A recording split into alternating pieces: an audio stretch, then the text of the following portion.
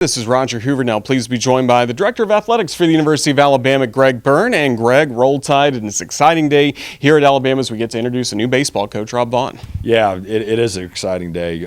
Obviously, our season ended not the way we wanted it to, but we finished so strong, and the kids were so incredible, and JJ and the staff did a wonderful job riding the roller coaster we were on, and so during the end of the season, obviously, was working on a coaching search as well, and met with Rob a few weeks ago in Omaha, actually, and just, man, using a baseball terminology, the first time we were together, he knocked it out of the park. And after about probably after about 5 to 10 minutes, I'm like, I like this guy. I'd really like to see if this thing could work out. And when I talked to our kids on our team, getting input from them, one of the things they said is they want to make sure they have somebody that cares about them just as much as a person as a baseball player, and it was very obvious the more I dug into Rob and did my research on him and talked to people around him that was the case. And so we're really excited what he brings, his energy, his enthusiasm,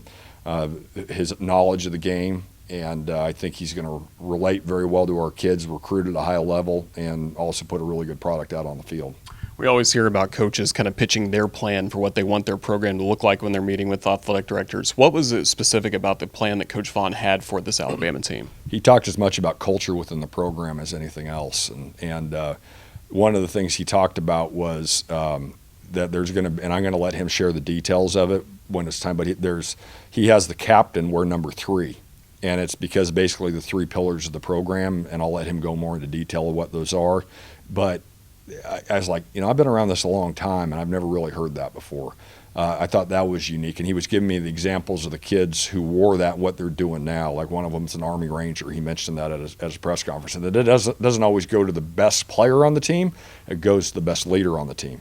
And there were things just like that. I'm like, yeah, that's a different approach. The dude's only 35, and he's thinking along lines that not everybody else is doing. So I thought he had such a positive way about him.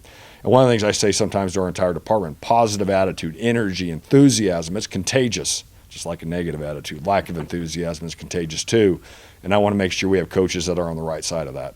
And also Jason Jackson, part of the staff. He was the interim head coach throughout May and the postseason. Why was it important to make sure he's included on this coaching staff? Well, JJ did such a good job during this entire time here at Alabama and took over under trying times.